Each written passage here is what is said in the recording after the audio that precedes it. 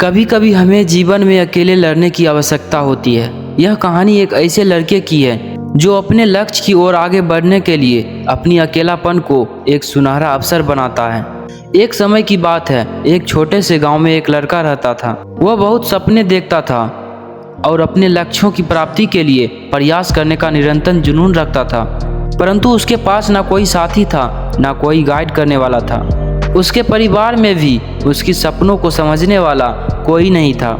इसलिए उसे लगता था कि वह अकेलेपन की जंजीरों में बंद है और उसके सपने अधूरे रहेंगे। फिर भी उसने निरंतर मेहनत की और अपनी आत्मविश्वास की आवाज़ को बुलंद किया। उसकी इच्छा शक्ति और संघर्ष ने उसे सही दिशा में आगे बढ़ने की शक्ति दी। एक दिन उसे अपने गांव के बाहर एक पुस्तकालय का पता चला। वह आश्चर्यचकित हुआ क्योंकि उसे पहले कभी ऐसी जगह नजर नहीं आई थी। धीरे धीरे उसने उस पुस्तकालय के दरवाजे पर कदम रखा। वहां जाकर उसने देखा कि लोग पुस्तकों के बीच खोए रहते हैं और वहां की शांतिपूर्णता और ज्ञान के वातावरण ने उसे संतुष्ट कर दिया।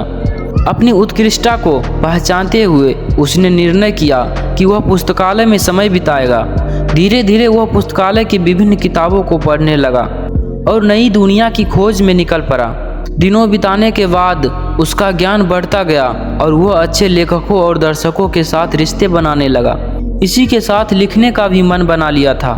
उसने कई लेख लिखे, जिसमें से उसका एक लेख प्रकाशित हुआ और उसे अवसर मिला अपने लेखकीय कौशल को दुनिया के सामने प्रदर्शित करने का।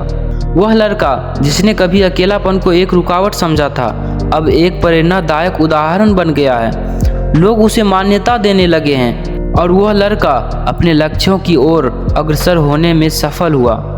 इस कहानी से हमें यह सीख मिलती है कि अकेलापन को एक सुनहरा अवसर बनाने के लिए हमें संघर्ष करना चाहिए। हमारी संयमितता, संपन्न और मेहनत हमें अपने लक्ष्यों की प्राप्ति की ओर आगे बढ़ा सकती है। इसलिए मेरे दोस्त, मेहनत करें, मेहनत करने से कभी ना डरें।